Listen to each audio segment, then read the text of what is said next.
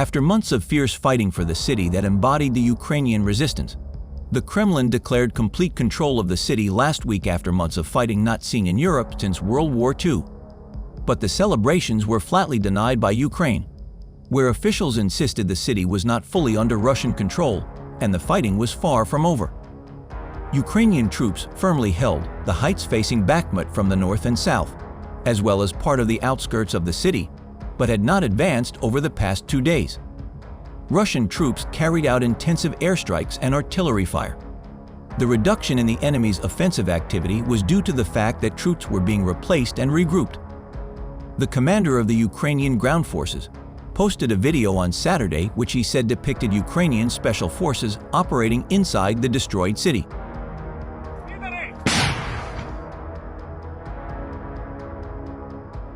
A video shows the 56th Separate Motorized Mariupol Infantry Brigade of the Ukrainian Armed Forces destroying 2 Russian invader tanks.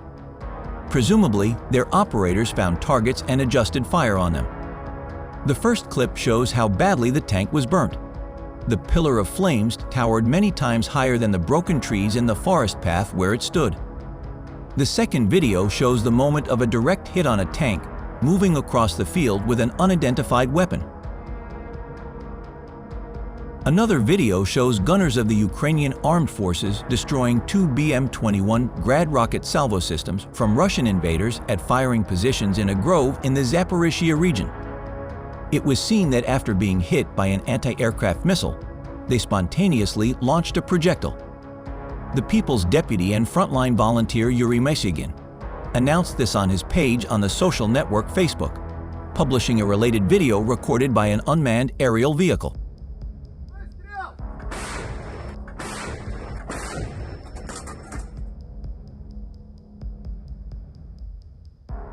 Ukrainian soldiers fighting around Bakhmut told Kyiv Independent that fighting on the outskirts of the city was still going on, but that Ukrainian soldiers had indeed lost control of the last passage of high-rise buildings within the city limits.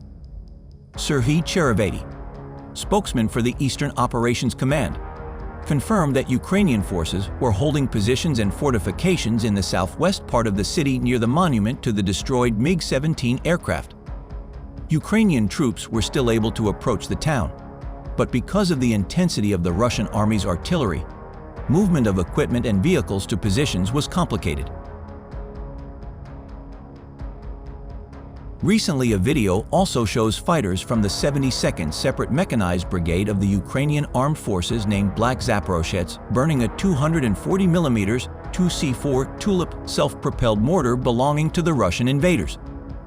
Drone operator shows video of destroyed Russian 2S4 Tulip self-propelled mortar.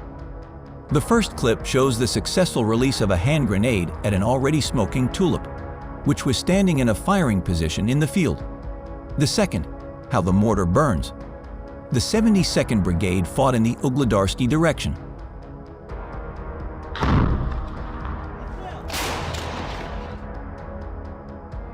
Meanwhile, Russian mercenaries from the private Wagner Group have reportedly started moving out of some of their positions in and around the eastern town of Bakhmut, the epicenter of the war in Ukraine's eastern Donetsk region, according to senior Ukrainian and British intelligence officials.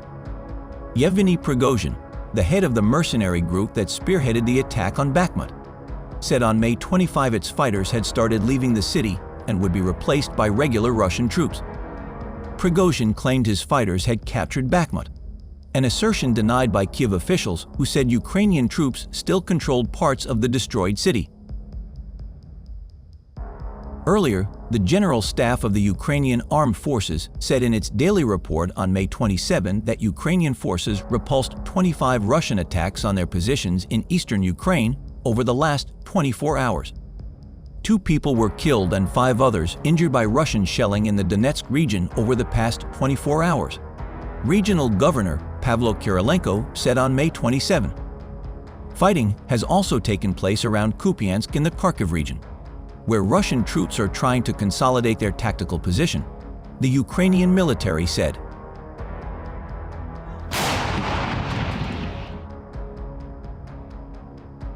In the last day, in the direction of Tavry, Zaporizhzhia region, and the southern part of Donetsk, Missile and artillery units of the Armed Forces of Ukraine carried out 609 fire missions.